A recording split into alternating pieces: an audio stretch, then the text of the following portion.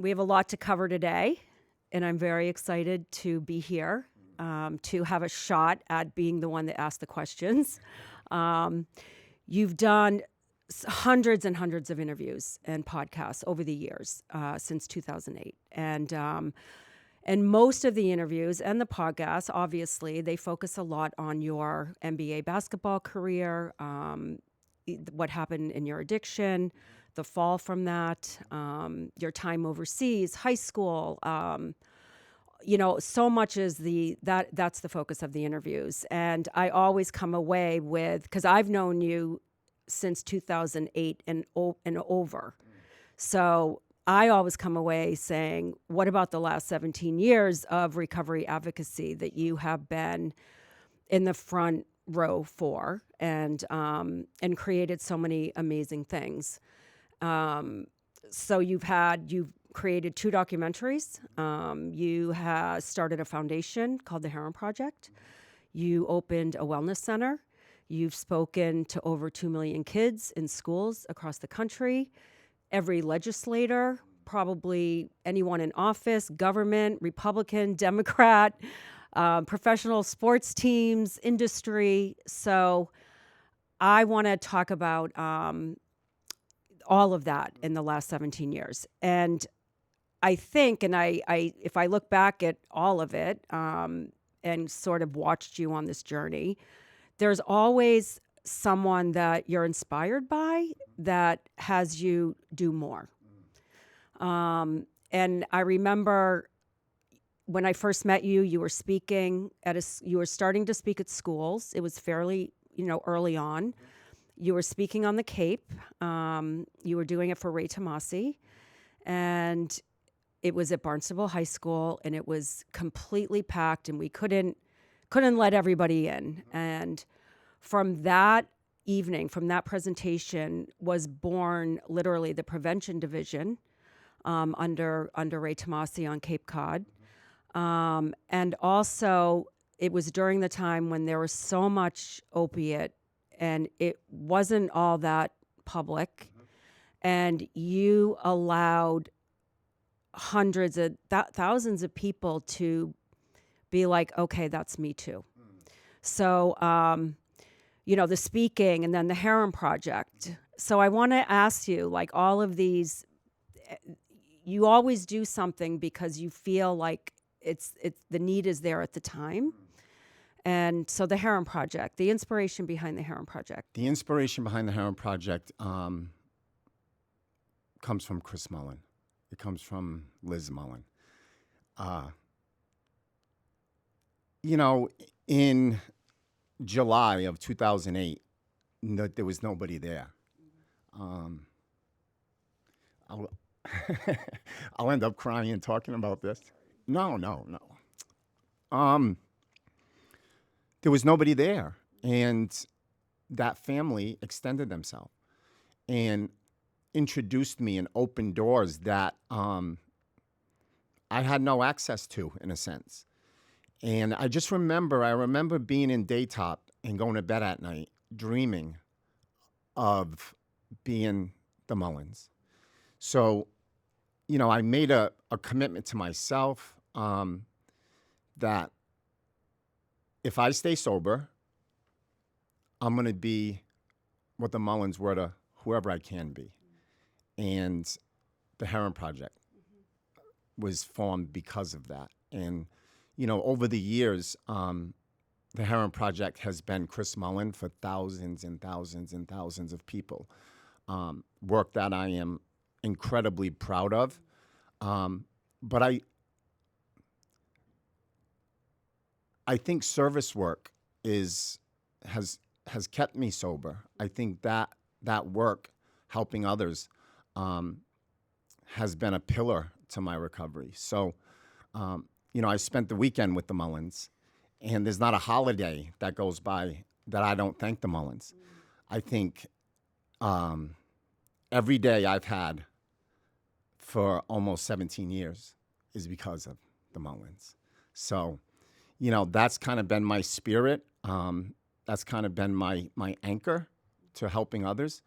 And, so much was formed because of that. You know, I've spoken in front of 2 million kids, but I would have never spoken if it wasn't for Kathleen Sullivan, right? She was a health teacher at Barrington High School who was the first person to open the door for me to go in. And I spoke to 8 classrooms throughout 2 days. And I had never had any plan or intention on being a public speaker on this topic, but I credit her. So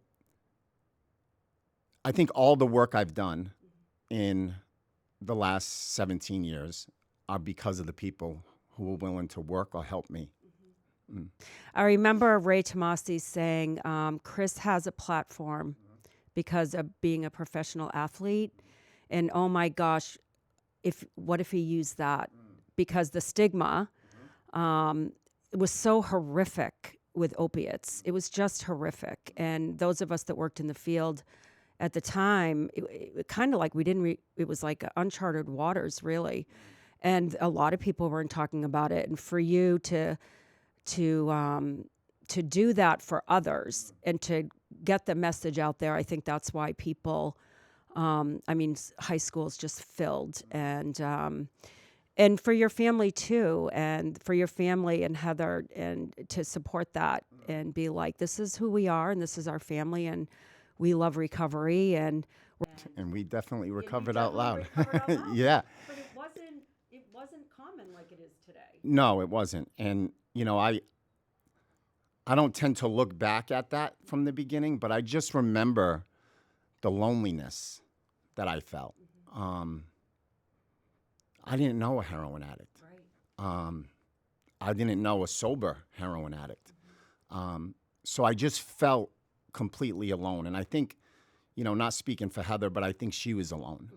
And what we've done over the last 17 years is allow people to look into our life and what we were able to change and accomplish, and just to know that, you know, it's possible. Because there was a time 17 years ago that sobriety didn't make sense.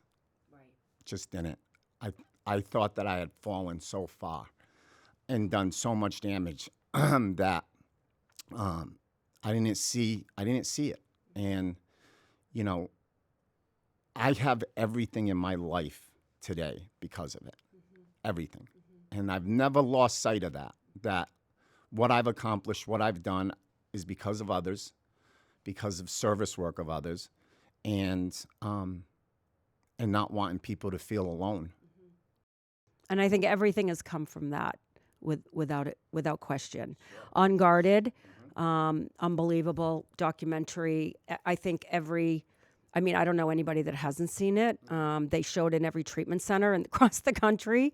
And then a few years later, it was the first day. And I love the like evolution of telling your story and then changing it for high school, for the kids, and the evolution of the first day and how that came about. You know, I was probably 8 years on the road and telling my story multiple times a day. And, you know, as an athlete, I was always looking for feedback and seeing, you know, what was impactful. I do believe my story was impactful, but it was my story. And I wanted to kind of tell theirs a little bit. And, you know, I think there has been so much focus on the worst day, and we forget the first day. We kind of lose sight of how this begins and why it starts. We just want to drill into our children like that's a drug addict, and not understand the scope of it.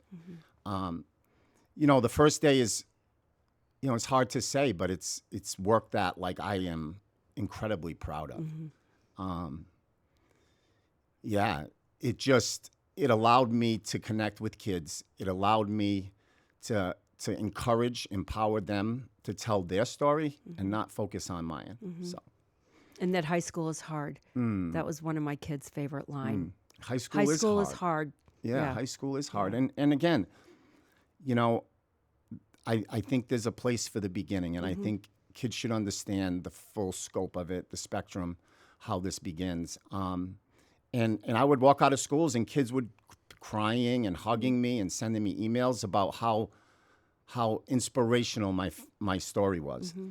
But 8 years into it, I wanted it to give the kids a platform. I wanted to hear their story. And, that pivot was monumental as far as helping children. And I remember because we had just opened Herren Wellness. And while we were opening Herren Wellness, Jonathan Hawk was going to all these schools with you. Like, I think you hit every kind of school, rural and urban and private, public. And it coincided sort of, I remember, I think we'd been open since March. We opened March 5th, and in July, they launched the first day with the Centers for Addiction and Cigna. And that was hugely impactful. And also, really, the timing of all of that is the kind of the foundation of Herren Wellness, too, is that we created, you and Heather had a vision to create a program that you didn't really have to qualify for, that you didn't have to be at a certain point in an addiction or in substance use disorder or at the bottom or down the rails. It was a place that, like you said, it's the beginning. And if the beginning is substance use sprinkled with anxiety, depression, we learned so much from COVID. And I think that really that first day really set the tone for what we wanted to be in our residential program and what we wanted to offer. And for me, for the first 6 or 7 years of my recovery, I would travel around to treatment centers and I would see what their patients were being offered and what services they were providing. And I wanted to be different, and I don't say that through ego. We're different, and we've stayed true to our mission for 8 years. And again, the curriculum, the foundation, we've always led with recovery. Right. Yes. Always. Yeah. I can say that, this is not an easy business. It's not an easy space. But I can go to bed at night and say, at Herren Wellness, we've always led with recovery. And we're fortunate. We created 24 is such a number in my life, and it always has been. And that's our capacity, 24. But more so, the number, I wanted every person to get what they needed and the attention that they deserved. And, we together structured our whole program around that. And to be able to offer someone to feel like it's their program, their individual program, it's just incredibly special.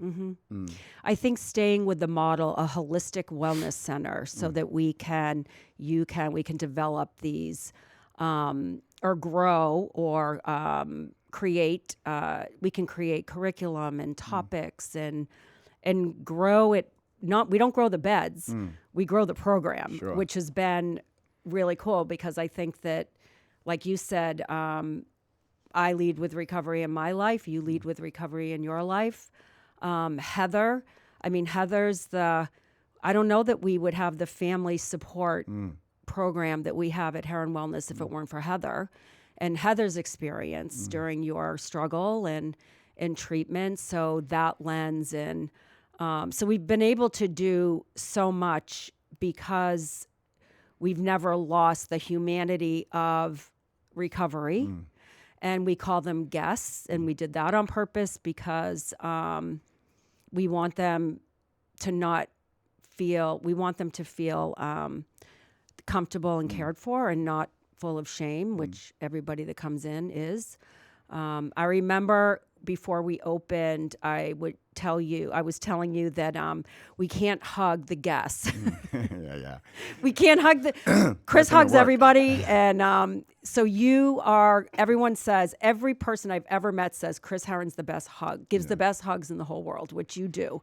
But I remember, because I came from the treatment side, I don't think that we're going to be able to hug the guests. And you went along with it, and you said, okay, that's cool. And the first person that walked in, bear hug, broke down, mom's like crying in your arms. And it was, but that welcome, so that's the welcome that is the same welcome everybody gets 8 years later. Sure. Which is like, it's insistent upon your culture. It is. Yeah. And, I've often been asked the question, how have you evolved at Herren Wellness? And there's times I find it offensive, right? I'm like, what do you mean evolve? We've stayed true to what we believe since the beginning. But there were so many things that I didn't have the vision for. The family support was such a critical piece for me. The counselors at Daytop, they worked after work to help Heather. They did not what their program asked them to do. They did extra. And, that I'll never forget it, like pulling up to that place and Heather and I getting out of the car and them saying, no, you have to stay. You can't come in. And I never want a family to feel that way. I want them to walk through that door, that threshold with them. And, the family support is something that I didn't envision, but super, super proud of. Yeah. And the alumni, I mean, I have to bring up the alumni program. These are things that the family support, the impact of that, the families, they have such respect for each other, and it kind of takes on a life of its own after, if someone's not with us, we still have our family alumni support group, but they have created these friendships and support within their group, and the same with our alumni. And it actually, all of it, going back to wanting to be a Chris Mullen for someone, it really is all about, it's the cornerstone really of Alcoholics Anonymous is it's one person. You help one person, and we've stayed so true to that, and I it's not easy, but everyone gets a hug. Yeah. Everyone deserves a hug. Yeah. We're allowed to hug, and I believe in the hug. I believe in the power of a hug, and our alumni is something that I had zero vision for. I had no idea. But when I look back on it, the alumni is what it is today because of the culture that we set the tone for. And I often tell the alumni, I'm almost jealous, that they have such a special connection. I haven't talked in 14 years, 15 years from someone that I went to treatment with, Yeah.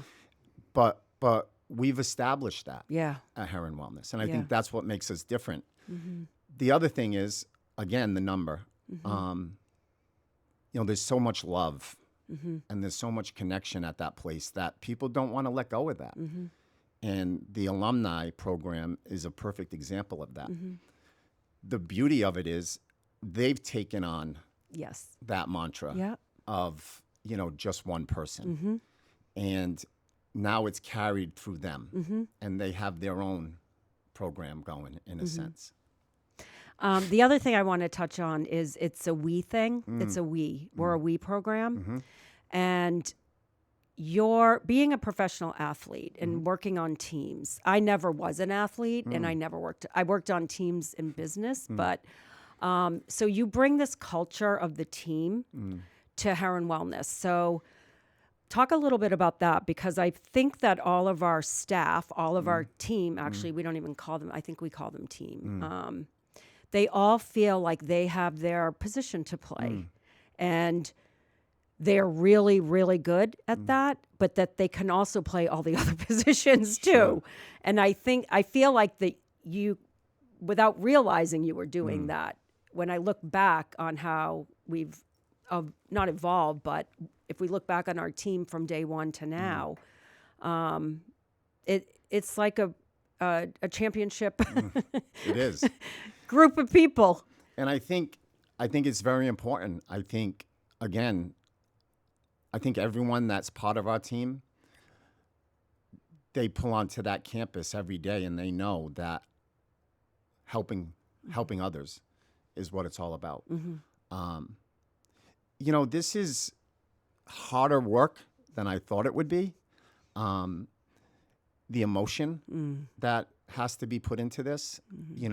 I was asked, what do your staff require? And for me, if I could give them anything, it would be passion. Because that passion in leading with that, it's that willingness to jump in with our guest. I don't, whether it's right or wrong, I don't look at our guest. I look at I'm part. Yes. There's no difference, 17 years or 17 days. I believe when I step on that campus, I'm part of recovery. And I think our staff looks at it the same way. I think that, yes, I think that they have, I think that we don't lead with this is how many years we have. I think that isn't exactly the message. It's more like the beauty of recovery and the possibility and how it can be displayed. And all of our team, from you to me to everybody, I think we live it.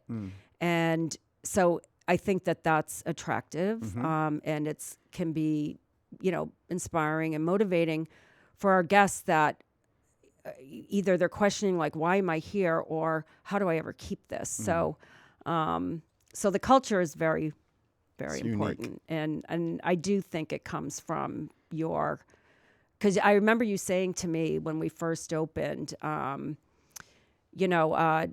everybody has a place on the team. And I was like, what's he talking about? Because I never was on a team. But yes, it's very true. And we have life coaches. And, there's some things that strategically we implemented right from the beginning. Staff don't wear lanyards. They're not patients, they're guests. They're not therapists, they're life coaches. And a couple of months ago, I was looking at our team, and I said, we're all life coaches. Yeah. We're all life coaches here. And I think we're all life coaches because every one of us leads with recovery, right? Which is going to take care of the guest, right? And we're fortunate, and I think our alumni would back me up on it. People stay with us, and that's what I'm so proud of. Nobody's running out right at 28 days, right? And fundamentally, it's institutional, like 28 days for treatment, right? We don't get 28 days, right? And we get people who buy in. Like I was telling a family the other day, I think we've had less than 10 people, AMA, right? Which we don't even call it that, right? Right. It's a heartbreak, AMA, right? And just people don't do that there, and the culture and the community that the tone that we've set there allows people to heal at their pace.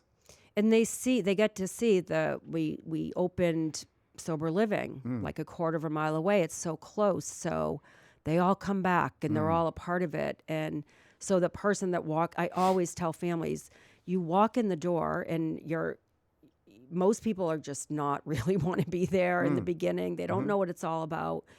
But there are people there that have this length of recovery that it's not us that is sort of, talking about it all the time. They're watching their peers. They're watching people say, I felt like that when I came in.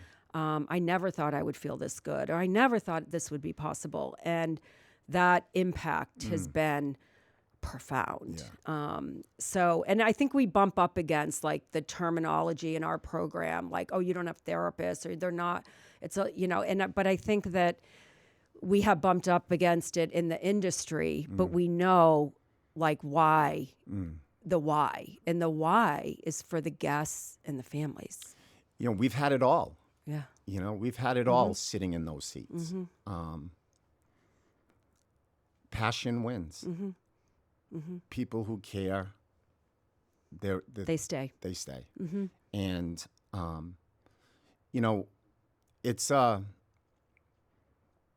it's something that sitting here is, I feel like I'm talking about something brand new. That's how good it is, right? Like it's like I don't have the script for this. I just left Herren Wellness, Yeah.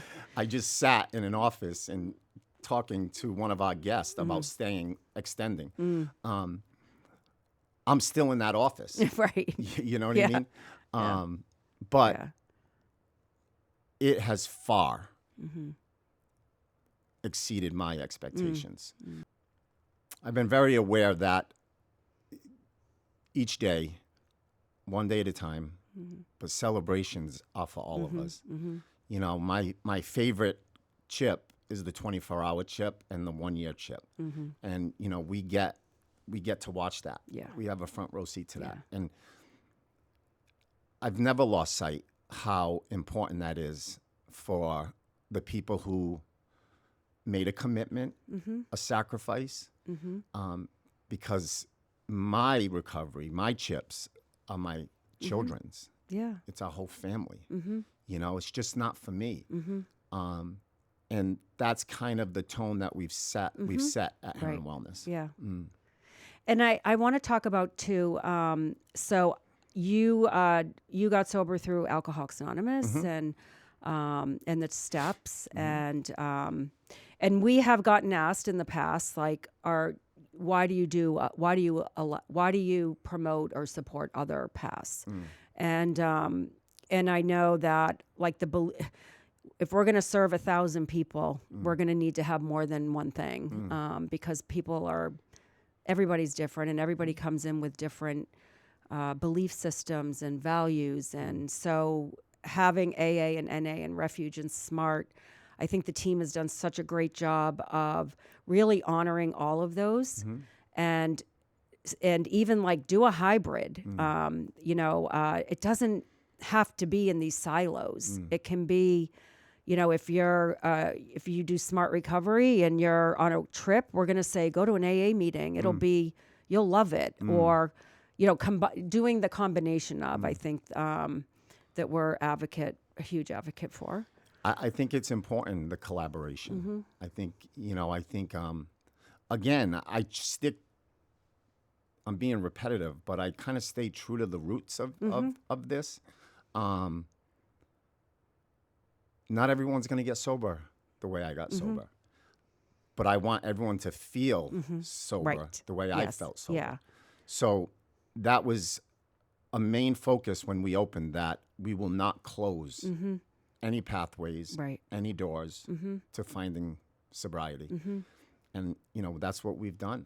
Now the majority of the people follow AA and 12 steps. Well, there's so much more access. And I think that's critical, because no matter what program you're going into or you sort of are drawn to, if you don't have connection there, if you don't have community, and you're doing this alone in any program, of course, you're alone, and alone is not good.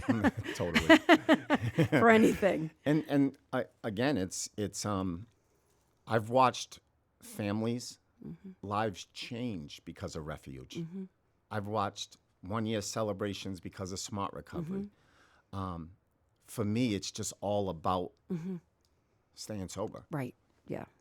Yeah. And then also with the curriculum too, I love that we have topic groups. We look at who is in the building and we pick a topic for the week, and we're able to pivot what the community needs at the time, and being open to new models and people. And we have guest speakers come on. And recently, in the last year, we're going to talk to our next guest, who is with us, David Medeiros. Welcome.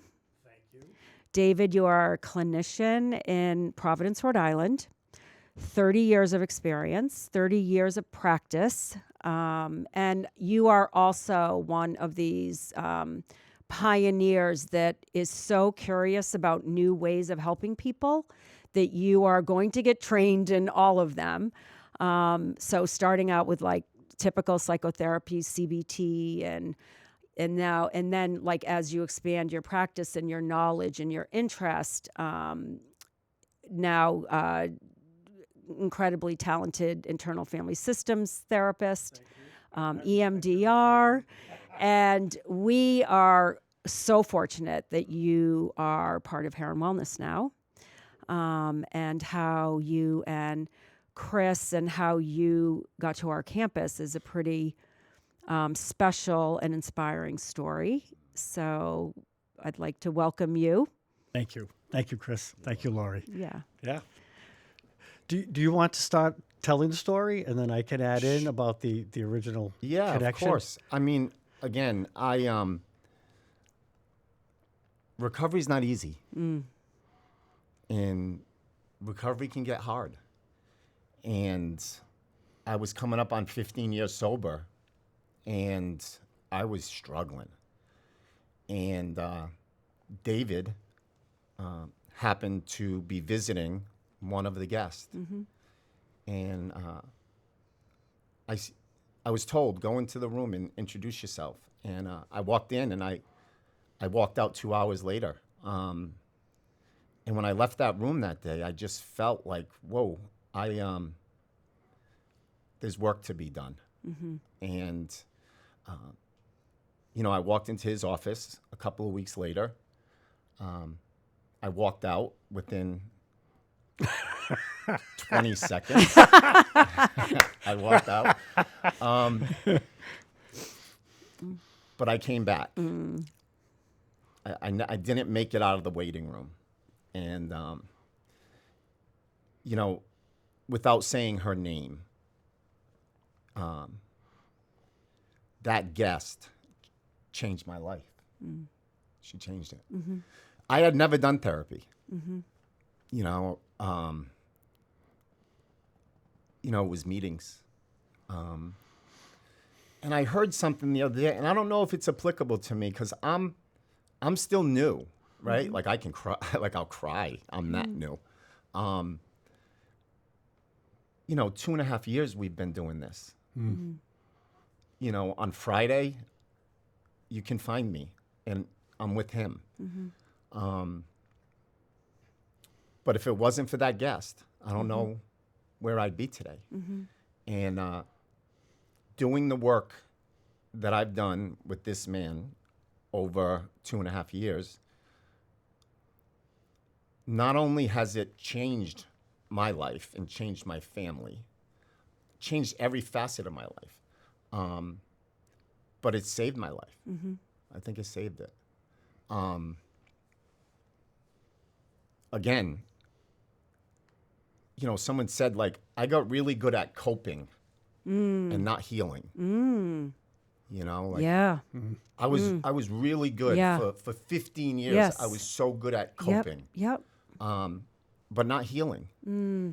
And I needed more. And I've got it on the side of me.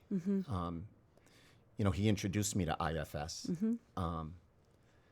And I jumped right in. And it's something that I am so incredibly grateful for. And again, staying true to our mission. After 2.5 years of doing it, I wanted our guests to experience it. I wanted them to get what I've been given through that process. It's the, if you look back, it makes so much sense. Like wanted a Chris Mullen, wanted to talk to kids, wanted to change my story, wanted to open a residential center, a family program. And then, of course, because you do lead with your own experience in recovery, I have so much gratitude for working with this person that now I want all of our guests to experience it, that's how it happens. And that's how, that's how we grow, and that's how we learn new things. And I've learned a lot about IFS as well. Yeah. When you were talking about, I was smiling when you said, you hadn't done therapy. And when my father got sober when I was 15, and he got into therapy pretty early in the late 70s. So then everybody was in it, but it just blazed the trail for there's no stigma around it. And you've done that with your family and now and countless others, because people in our program listen to you talk about, how it's helped you. And then, so because of that, David Medeiros now runs a workshop every Friday at Herren Wellness, which has been so fun and exciting and interesting to create. And we've created. Yes. And we can change it, as it goes along. Like, what do we want to do this week? But we have like a book, and he's sitting on the side of me, so I don't want to. Oh, you can butter me up. Yeah, I can butter you up. But again, for 15 years, I kind of talked about how bad my past was and how good my recovery has become. And the reality is it got hard. And I think people need to hear that. Like the toughest years of my recovery were probably year 12 to 15. And I was in trouble. I was in trouble. And there was a lot of work to be done. And, to go back on the beginning, what IFS has done for me, it's allowed me to look through multiple lenses of my story. So, and this could sound crazy, but it used to be about me. And now I tell it with so much more in it in the last couple of years. Because my kids are older, and they deserve that. And it makes it more difficult for me because I tell it just in case they're listening. And the work that I've done with David has not only changed my life, but it's allowed me to look at it very differently, which at times is hard. To say the least. And I think it's just so critical that people that are starting recovery or in recovery, like the people at Herren Wellness, that they need that. They need to know that there's multiple layers, that you can look at things differently from different perspectives, and using like the parts language, how kind of refreshing it is to say there's a part of you that uses drugs and alcohol to cope, to turn off the noise. That has been, I think, it's so powerful because it allows people to go, oh, okay, it's not all of me. It's not, I'm not this terrible person. So in that way. Can I interject? Yeah, I mean, please. That's a paradigm shift in terms of, and nothing against AA or NA or any of the other type of programs, but to identify yourself solely as an alcoholic or drug addict as compared to a part of me goes towards those things as an effort to cope or protect me from things that feel far worse. To me, that's a really foundational shift in this particular space, in this recovery space. It feels so manageable, so much more manageable. I'm going to deal with this part, and then all the other stuff can, like, chill, so to speak. And people are. I mean, people come in, their husband, wives, fathers, mothers, aunts, uncles, work. I mean, they have so many different other facets or parts of their life. And this is something, though, that has a tendency to ripple out and affect all other areas. However, Right. it's not, all of them. Right. Yeah. And can I just back up a little bit Yeah. from when we first met? Yeah. So I have an expertise in trauma work and also in substances. I played in a band for 20 years, as you folks know. So at 20 years old, I started seeing every substance known to human beings at the time.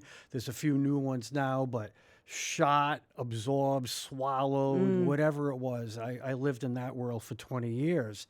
And so that helped inform the work that I do now. And when I was asked to do a consultation, there was cross-substance abuse and also very probably trauma. So I came into Herren, never having known it, although heard the name of Chris and the Herren Project. And we sat in that room. Yeah. What's it called again? Call it the chamber room. The chamber room. And we had a meeting with that particular guest and Chris and you, Lori, and myself. And I remember very early on in the process, I thought, oh, I just kind of dig this. The energy was just unlike anything I had been seen in other type of centers like that. It just felt right from the get-go. And then when we were talking, I started going on about how I feel that if I were going to be involved, I would like to collaborate with you folks. And I remember Chris kind of went, and I didn't know Chris at the time. He kind of went back like this, and I thought, oh, did I say something wrong? I don't know, but that's what I'm going. That's how I do it. And eventually I asked, or you said it, and he said, well, no one has ever asked, no one has ever used that word to collaborate before. And I was shocked. I went, how could you not? Yeah. Because it's the African proverb, it takes a village. Yes. And to think that a therapist or any one person or one entity is going to be able to do this myriad of things that are really required and necessary, that just seemed just crazy to me. So I felt like right away I said, oh, we're kindred spirits. But I also walked away and I thought of you. And I didn't say anything to my wife about the context or anything. I just said, honey, I met this person. It wasn't for them specifically, but I felt like there'd be something we could collaborate together, and it could be really helpful. And I don't go to people and say, hey, I saw you and I think you need therapy and, that kind of thing. But I didn't know You could. I could, but A lot of people could use that. But I don't like being around that when people are therapizing you and unasked. But I thought about it, and then the next time that we saw each other, and I was really grappling with it, like, should I say something? How about if the person's never thought of that and they feel it's intrusive? And then you said, hey, I'd like to work with Hey, you. the universe just dropped you into our chamber room. Yeah. And this is a complete sign. Yeah. Yeah. And then we started this connection. Yeah. And then with Herren as well. So And I didn't fail to mention that you are in the Rhode Island Hall of Fame as a drummer, musician.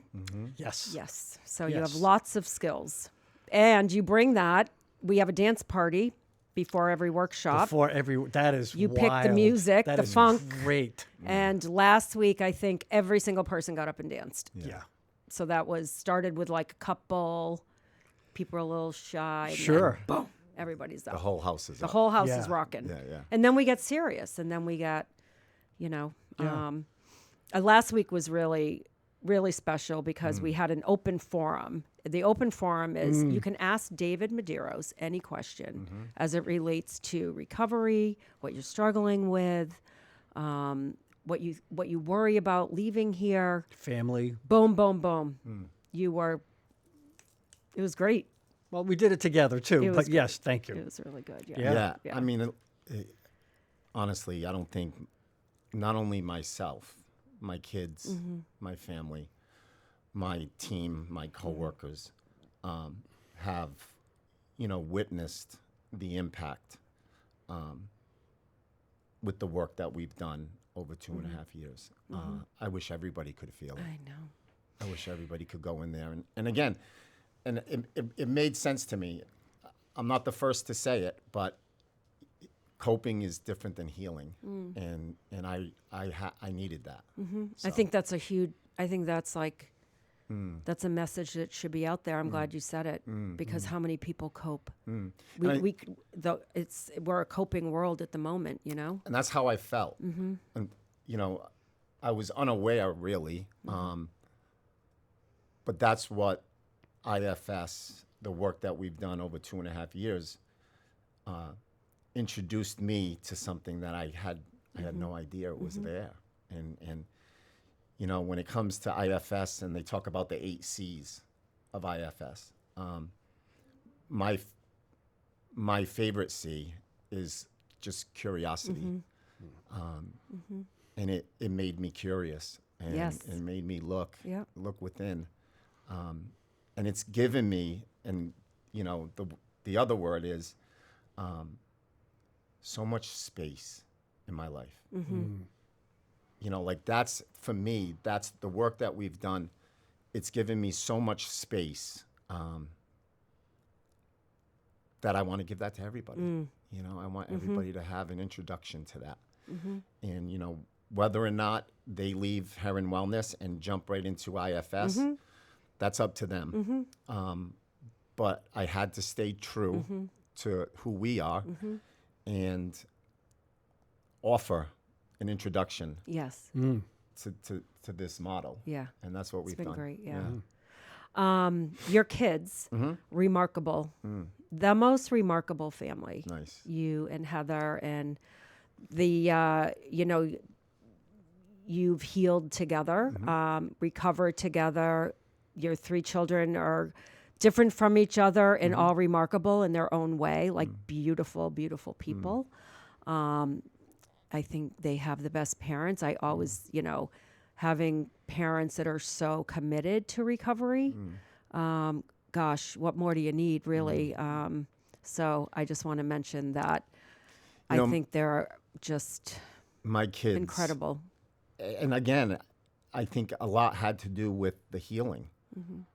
It's hard to put into words. Like, speaking is difficult for me now. For years it wasn't.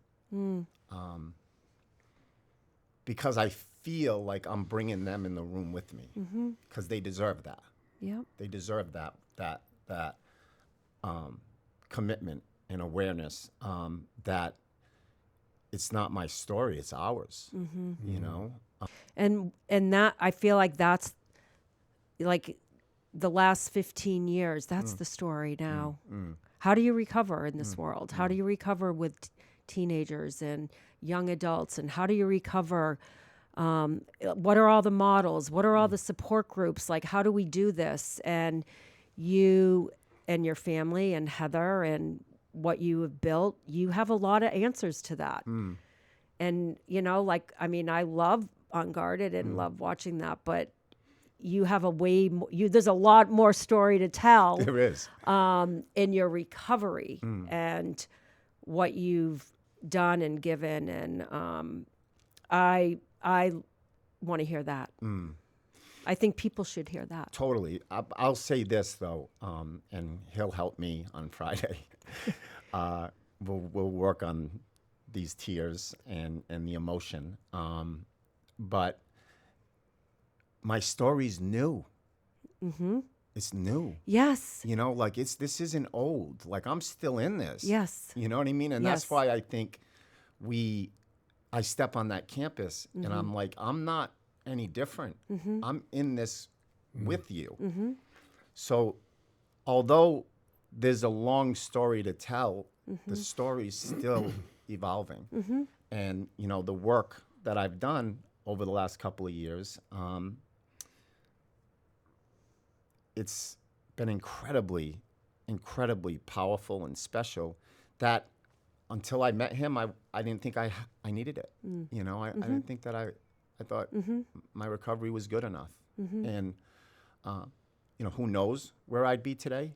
I just know that I was much closer to a drink or a drug than I had ever been before I jumped into this. There was a storm. There was a storm. There was definitely a storm. The storm waters. Yeah. Stay in the boat. Stay in the boat. You know, I had never dealt with it before, but, you know, I lost my mom young. you know, if I look back, my mom was really the first person to really advocate and talk to me about sobriety. And at that time, it was like a foreign language. Right. You know, but she would drive it home. She sent me cards every day at college, and she would talk about it. And I lost my mom during a very tough time in my life. I was active in my addiction. I wasn't present. I wish I could get a redo, but I don't. And that was really the first loss that, sadly, I didn't feel. You know, I was so sick that I didn't feel it. But over the last couple of years, I've lost some pretty powerful people. You know, Bill Reynolds, Yes. who wrote Forever Dreams. Yeah. Bill Reynolds, who wrote Basketball Junkie. Bill Reynolds, who fought harder than me to make me be better. Losing him and losing Chucky. So I had two incredibly impactful, loving, supportive men that I lost, and COVID. So the storm was there, and I really didn't know how to get through it. The only way I knew for years is to shut the noise off, and I found a way to do that.